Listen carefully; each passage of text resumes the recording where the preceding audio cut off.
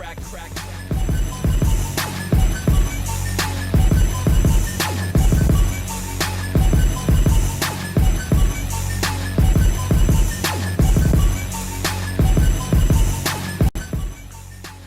your boy, Adrien Broner, always ballin', about billions, athletic bastard, young, fly, flashy. You know, your boy got a fight coming up July 29th against Mikey Garcia at 140 pounds. Like I said in other interviews, I can make weight. I can make 140. You know, lately I've been doing hot yoga. I've been running my 6 miles a day. Your boy, hell, I'm even taking a shit. I'm on the toilet right now. I'm on the toilet right now. You see? Toilet. Shoot, shitting on you niggas. I'm shitting on my haters. I'm planning on beating Mikey Garcia's ass July 29th. Hell, motherfucking yeah. Fuck him, I'm gonna beat his ass. He wants to come to 140, I'm gonna give him that motherfucking work. I'm gonna dodge them punches like I dodged them bullets.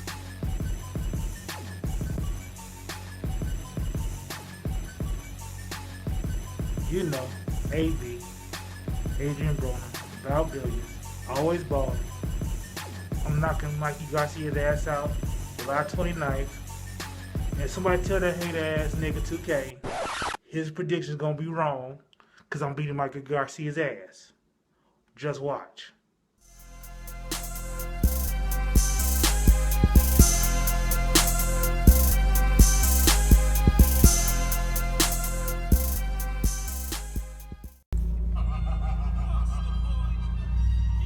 What's good, YouTube? It's your boy 2K here.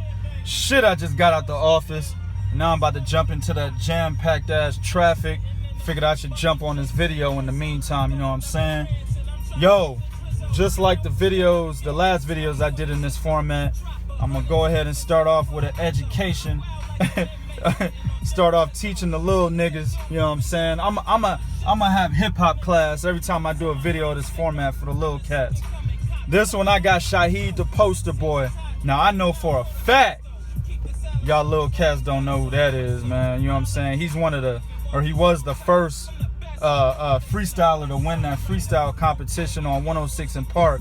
That show on BET that was hosted by AJ and Freeway back in the early 2000s. This shit was when I was in fucking high school, and I'm in my 30s right now, you know what I'm saying? But I want to make a couple announcements before I start this shit off. Number one, the name change is coming, people. It's gonna be Prodigies of Boxing, some of that sort, you know what I'm saying? I'm gonna keep the same picture up on my channel so y'all can get used to the new name, you know what I mean? So, you know, you look in your subscriber notifications and you see a video by me, you won't think you subscribed to some chump, you know what I'm saying? Another one, shout out to my man Bernard, aka Mr. Fuckery, for the skit, man. That's my dude right there. Real dope skit. He's gonna have more for me to put on my videos. He's gonna have his brand out, man. Shout out to him on another one. Alright? It's gonna be AB, always ballin', ass beat. And I say ass beat because that's exactly what's about to happen to him, man, when he get in that ring with Mikey Garcia, yo. Adrien Broner, man, versus Mikey Garcia. This shit ain't even a title fight, you know what I'm saying? It's at 140 pounds, which could be a problem for AB, you know what I'm saying? But it's just a straight up, you know, 12-round bout. And this is what I like about 2017, you know what I'm saying? We getting some big fights. This ain't a mega fight, but it's an excellent fight that's on the caliber, you know, of a fight that could be for multiple titles, like a unification bout or some shit. But it's just a straight up 12-round bout that's not even for a fucking eliminator, B. You know what I'm saying? It's not even for an eliminator. You know what I mean? I think AB is what, 33? He's 33-2 with 24 knockouts. You know what I'm saying? Mikey Garcia, I believe, is 36-0 with 30 knockouts. Now, Garcia is a 3-time champion, ranging from 126 to 135. And of course, AB is a 4-time champion, ranging from 130 to 147. And that's why I say that a fight of this magnitude, man, it could easily be like a unification bout. You know what I mean? Given these guys' prior accolades. Mikey Garcia has mentioned that AB wasn't the first choice. You know what I'm saying? He was a dude thrown in a pot, but he was really looking to have a title defense at 135 so he could possibly unify, you know, getting guys like Terry Flanagan, who Frank Warren is doing an excellent job protecting. You know what I'm saying? Then you got Jorge Linares. He wanted him, but Linares already expressed he ain't trying to see no Mikey Garcia smoke. You know what I'm saying? So he was trying to get a fight there. Then they threw AB's name in the pot. He said, fuck it, you know, that's a big name. That's going to be a big money. And also, if I beat him, that's big on my legacy. So, shit, Mikey wins all around in this situation. So that's why he took it. So shout outs to him. Kudos to him. Also, kudos to AB. AB, I'll say before and I'll say again, I don't really like this motherfucker too much. You know, I like his antics in boxing. I like how he plays the villain. I like how he talks a lot of shit and then goes in the ring and fights cats. I don't like how he talks a lot of shit, then goes in the ring and looks like shit because he didn't take training camp seriously. But I like his antics inside the sport of boxing. I can't stand his fucking antics outside the sport because he has all the skills needed to become an excellent fighter of this fucking generation, but he doesn't take the sport serious enough to actually tap into that potential and display that skill set. So that's the fucking problem I got with AB. But I enjoy the fact that he is willing to fight anybody. He's never a cat that's like, well, you know, I want $10 trillion if you're gonna put me in the ring with that guy. Well, no, I don't want to fight that guy. You know, he's boring. You don't hear that bullshit from AB. AB's like, shit, I'm the can man. Anybody can get it. And that's how he carries himself. That's how he goes into this ring, you know, when he's getting in the ring with, you know, hard fighters like he did with McDonough, like he did with Sean Porter. You know what I'm saying? Two losses that he had that were pretty predictable before the fights. But still, man, I mean, he still did the shit, so kudos to him. The reason why Adrien Broner's nickname right now is Ass Beat is because we don't know what AB we gonna get, man. You know what I'm saying? We could get the AB that beat the dust off of Antonio DeMarco at 135, right?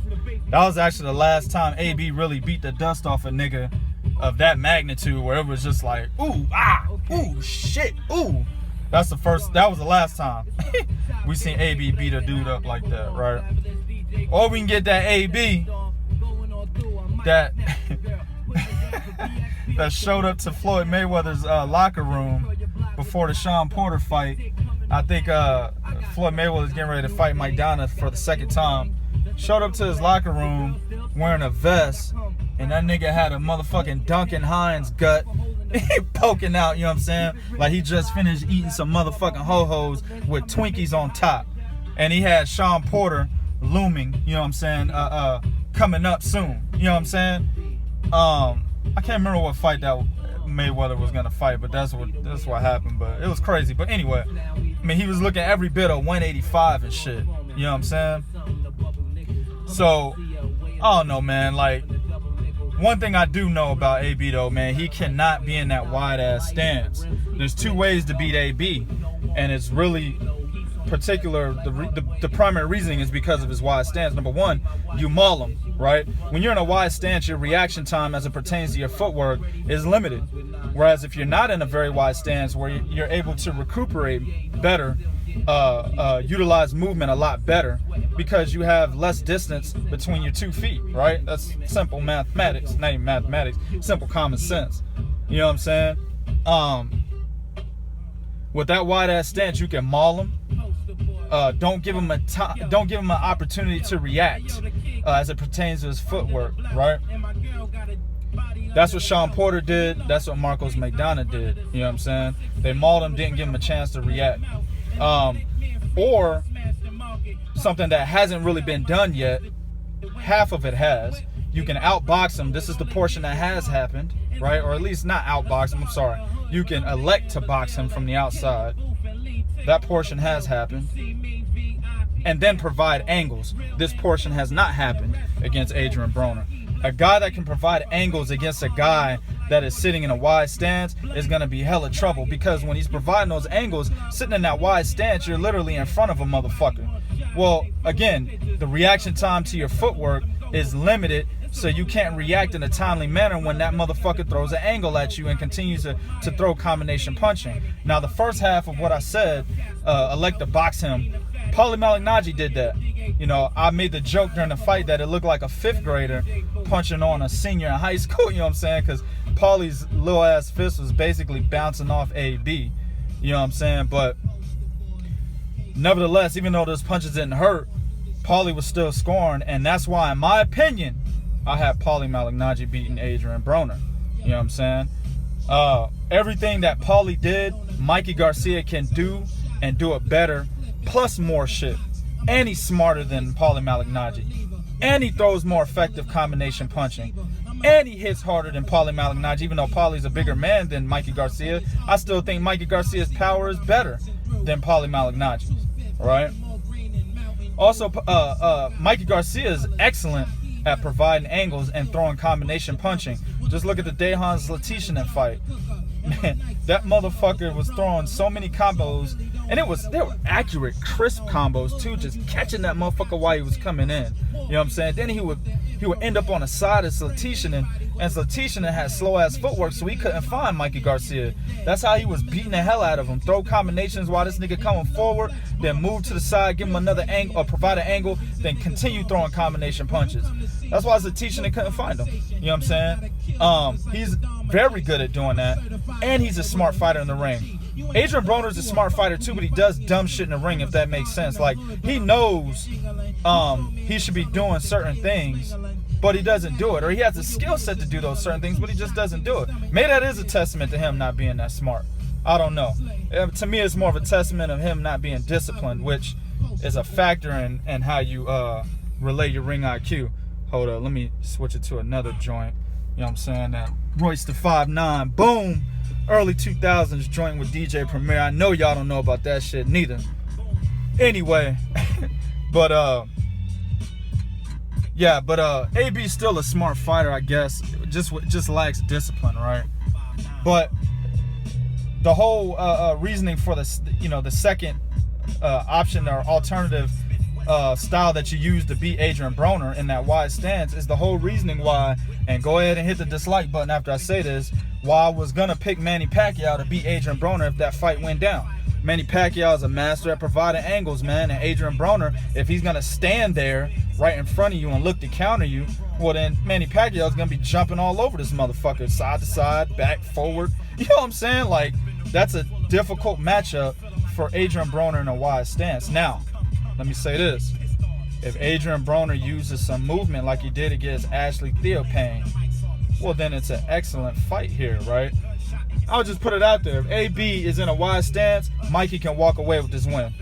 You know what I'm saying? 116, 112, Mikey Garcia. He can walk away with this win if AB's in a wide stance. And let me put this is contingent on it too. And Mikey Garcia is not doing dumb shit in the ring like Jose Pedraza was doing against Gervonta Tank Davis, right?